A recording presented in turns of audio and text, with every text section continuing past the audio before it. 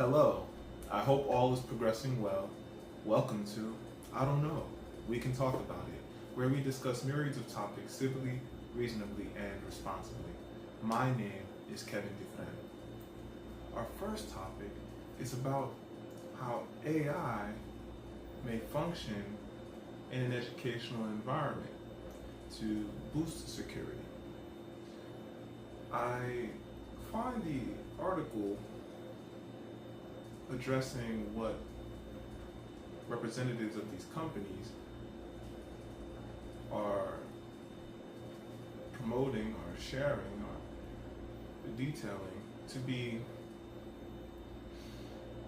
in connection with parameters of school safety that are receiving attention, though a broader scale. And I feel as though these companies may provide bolstering efforts, bolstering technologies, though may benefit with different partnerships within school safety realms, which may affect how these companies operate business-wise to a degree, though to no guarantee. When assessing how AI may work, one may consider the possibilities, which the article mentions, of tricking the system, if one will, navigating how aware individuals may navigate AI security in ways that may not necessarily cause only false alarms or false positives, if one will, though may create an environment that may prove agitating. Now, for a situation to agitate an environment may require, for situations of the sort of that situation to happen at scale, though one incident may be a challenge for AI security, as well as what an educational environment may deem as effective security measure. Now, I understand many educational environments have effective security measures that do not rely on AI. So, how might AI alleviate any unnecessary efforts, seemingly extra efforts, may be for an educational environment to determine, as the article mentions, from an individual well aware of what may be happening in the security realm.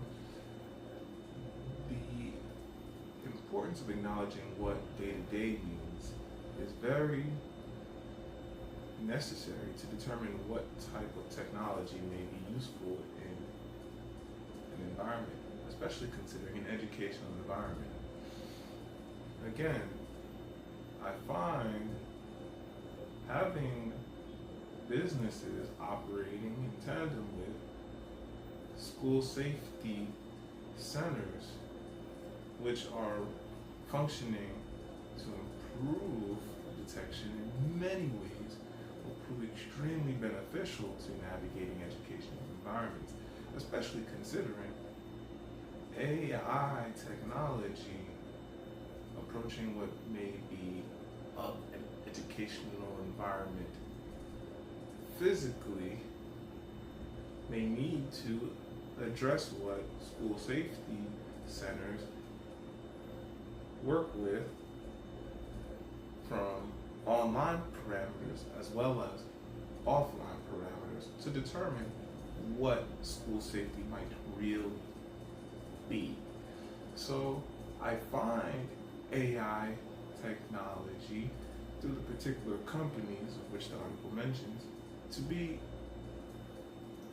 fair to assess with determining what an educational environment security may be, with great respect to what a good school safety center may provide for an educational environment in myriad ways. Additionally, being able to have expanding safety protocols and parameters is extremely valuable to ensuring good growth of community. Of course, this area of discussion, of which the article does not directly touch upon, is very important to what being a good community is, which is what good school safety centers tend to operate with, though these parameters, depending on an educational environment, may not always be as accessible. So educational environments may approach the online realm differently in ways that may not prove as beneficial to school safety, and comparatively across the board may misalign how an educational environment may seek to determine what parameters of safety need addressing with a school environment. So considering an educational environment, it's very important to understand how wide and varying the parameters of safety may be, considering what potentially might be necessary, particularly, though considering the mystery of possibility due to factors beyond true comprehension, meaning the future is not necessarily a guarantee in any which way or form. So individuals being able to regard what may prove valuable to safety parameters is extremely important. Addressing how these parameters operate from within an educational environment, throughout an educational environment, meaning happening from within the educational environment, extending outside of the educational environment, as well as considering what happens in other atmospheres of which the community operates in connection with an educational environment. So I find being able to have these areas in good connection with good community balancing is extremely valuable and may prove more accessible, especially when attempting to determine between cost as well as efficaciousness of technological parameters. With the understanding of an educational environment is a community of individuals that operate as individuals randomly, and the attention needs to be of human approaching, of human understanding, as well as a comprehension of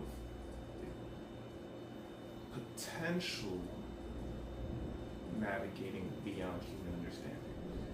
So I find a great way to navigate what I'm referring to is to refer to the idea of mystery beyond understanding, the mystery of possibility, of which earlier comes into our conversation. Our next topic is about teachers and licensure. How does one determine what a good teacher is? How does one determine if a licensure means better teaching? Or if licensure is just a stamp along the way for one to access a position? When navigating what licensure means, one may find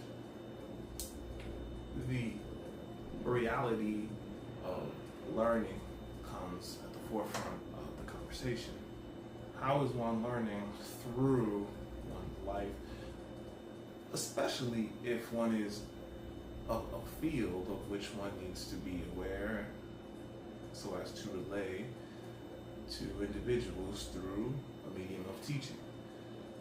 Note, I mention a medium of teaching because I consider teaching to be of practice, more behavioral, not only of a position. So one need not only be a teacher to teach, one need not only be an educator to educate, as many may be aware of, considering how many learn in modernity.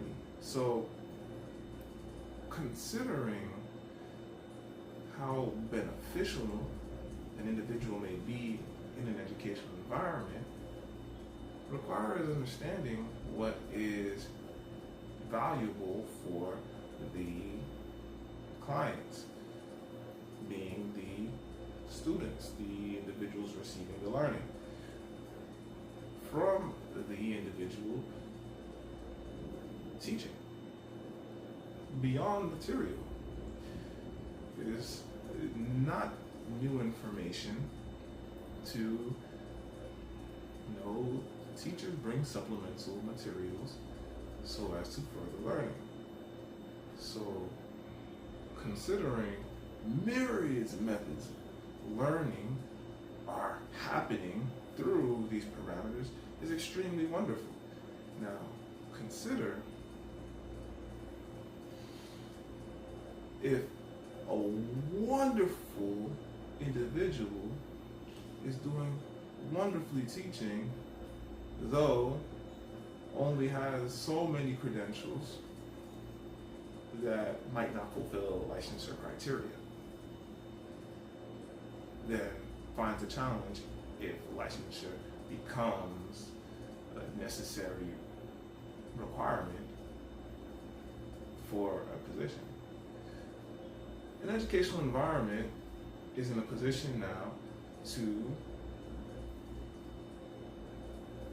be empowering, be encouraging of what the offering is, what is happening, the wonderfulness, or is to be of a self-challenge to the environment, which means the educational environment, meaning the individuals that are to address the situation, or at least are seeking to address the situation, are in a situation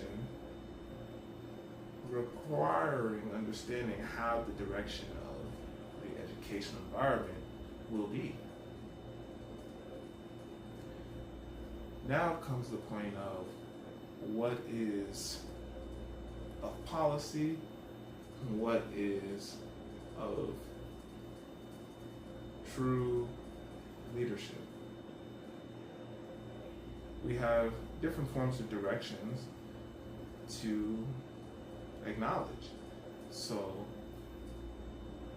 how will the growth be? These parameters are a part of understanding how to progress society, progress community. one may opt for what is most optimal in one's mind versus what is most optimal in reality versus what is most optimal in consideration of what the future may be versus possibly anything else. Though the three I mentioned are what may easily come to mind, and how individuals respond falls in line with many different reasons. So, the understanding that the individual in the profession, especially considering an individual may qualify to a fair degree, may have credentials, though may not have all of the credentials, may have the experience, though may not have all of the experience that might be of an older criteria, though is of beneficial, relevant criteria to modernity. Being such an awareness, one may acknowledge how to address modernity through observing what good is happening. So I feel as though more evidence is necessary between all the data that is present through the article to address not only teachers of licensure and teachers without licensure, though to address teachers with licensure period and the progress of these teachers by state over periods of years, as well as considering teachers with less licensure, if one will, less credentials, to the same degree, observing what is effective, though not only from a top-down perspective, if one is addressing an educational environment in a hierarchical setting, though addressing and well-rounded perspective, observing how individuals beyond one's educational environment are growing and learning beyond test scores, looking toward not only data that may be somewhat robotic, if one will, somewhat dismissive of the human individual, though, of parameters that acknowledge the human individual. Of course, this conversation now is branching more into what connects with what may be happening in a work environment. Though a position, an employee, an environment of work may differ to varying degrees between industries. So to assess overlap is fair. Though I feel addressing modernity is always important. It's quite interesting to understand how when technology becomes present, technology becomes somewhat clearer to adapt because of how individuals begin to use technology. Such consideration is necessary to understand how a position may adapt because, again, a position is like technology.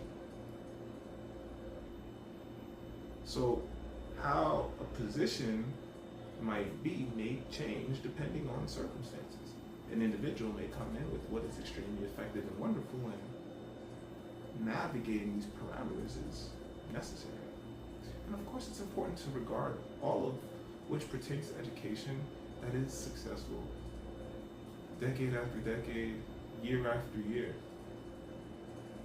What will always be important when having individuals engaging face to face in person is just making sure to have individuals that are emotionally intelligent, that are good human beings, that are ready and willing to do what is good beyond necessity.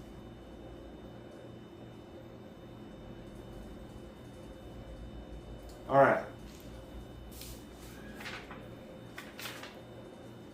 It's time to do some origami. Today's origami is an origami mushroom. We're going to start off with a square sheet of paper. If you're starting off with a rectangle sheet of paper, you can make a square sheet of paper by bending in a corner to the edge, then ripping off the bottom flap. I'm folding this square sheet point to point.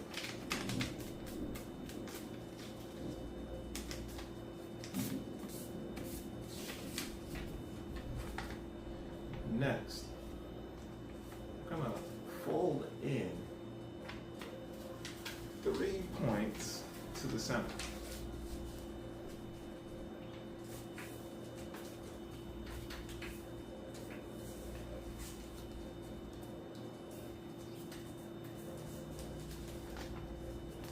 After folding these 3 points to the center, we're going to take the origami piece and we're going to fold it down. Now, this is where we have to fold it down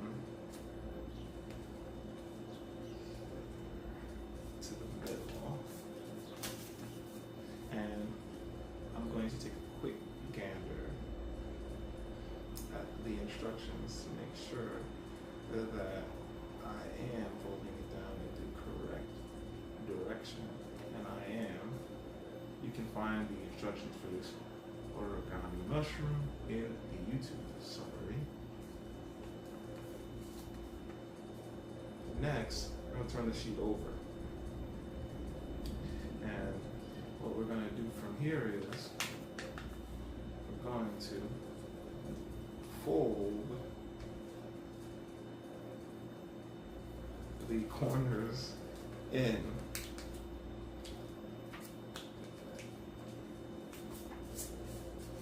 So the fold that we just bring down, we're going to fold it in. That's so.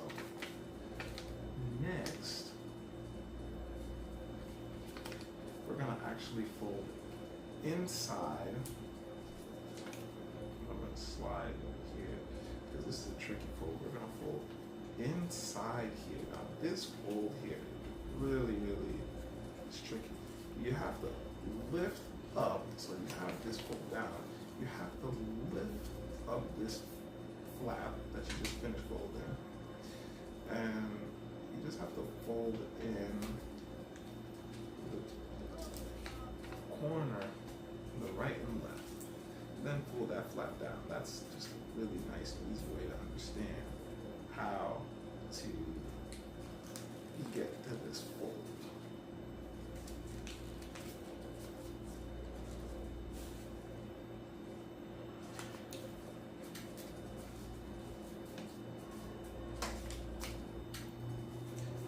Okay. Next, you have to do the same thing for the other side. So what happens here now is open it up. I'm going to take this point and bring it over. I'm going to fold this portion down. Okay, so now that we're here, we're going to fold every single corner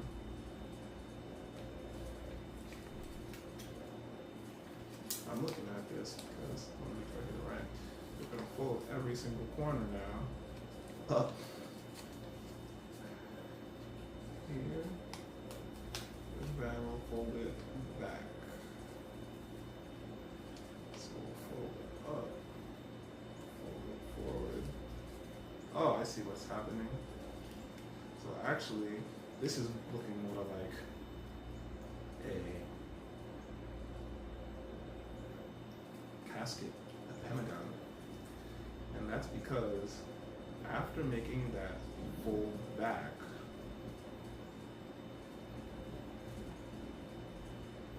the following fold needs to be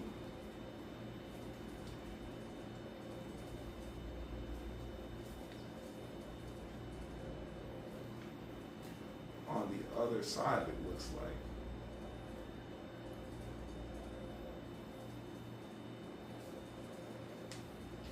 So all of this looks pretty good, though. You see this portion right here?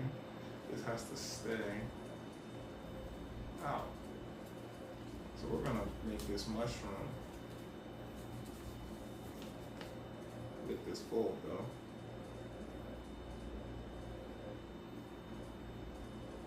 Okay. So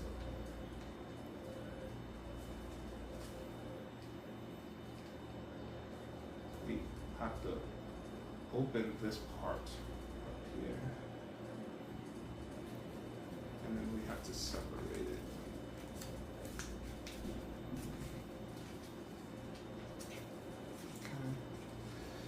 This is where you're going to get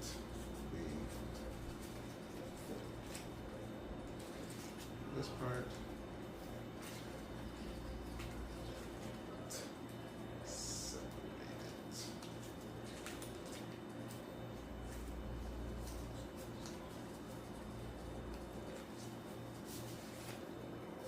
Okay, so with that, I'm going to continue on here to make this mushroom with this portion.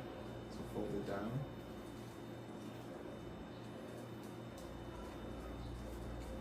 I'll fold it in this way instead.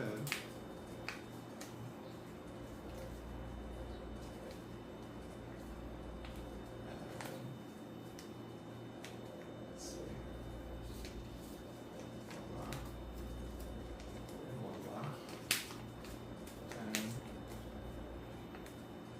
Ta-da! You have the mushroom, though it has its own design. So you have the mushroom head here, then you have the inner portion. You gotta work the mushroom design your way. Though the instructions there in the YouTube summary will guide you through the folding portion. So you may find yourself making that mushroom, or you might make your own mushroom. And of course they have a little design, so if you want to design your mushroom, you can. Feel free to design it however you please. And voila. Boom. Origami mushroom. Quite interesting. Our next topic pertains to reading a physical book. Now, when an individual reads a physical book, the brain physically changes. So, long-term health benefits from reading a physical book. The book we're going to discuss today is of the art of tying. The title contains Japanese bondage, though the context of the book introduces Shibari. The idea of the art is how transformative a portion of Japanese policing society becomes through aesthetic senses. So no one finds any confusion. There is a very deep culture of this art. that requires careful attention, which requires a lot of properly addressing safety parameters. The text dives so much into the importance of safety, into the importance of communicating about the parameters of the art. The author is like an intimacy coordinator. If one is familiar with an intimacy coordinator, the responsibility of ensuring all individuals engaging with the practices of what may be intimate are safe, are consensual, are comfortable. And these are areas of which the author addresses, ensuring individuals are mindful before engaging with the practices. So the text is definitely for individuals that are not aware of the culture, that are showing an interest, and the text may be relevant even for individuals that may feel as though they're deep within the culture of the art, though I am coming to the art from this perspective for the first time. So I've never come across the art form to this degree in this manner of which the text is offering. I think the text is wonderful. I think the art is very, very beautiful, especially if individuals are seeking to navigate how to address being intimate differently in a relationship. The aesthetic portion is what the text is really engaging with, though of course bringing about the cultural awareness really shifts what the art needs, what the practices are. The text really brings to light the aesthetically attentive portions, so individuals may engage with the practices. And the text does offer pictures as well as guidance for how to implement the different times, different styles of the rope formations, and I think the text is a really great introduction to Shibari. Even more so, I think the text is just offering a lot of good advice regarding intimacy, regarding consent. And I'm really glad about learning about the culture in such a way. Thank you for joining. I don't know. We can talk about it. Onward and Upward, Kevin Dufresne.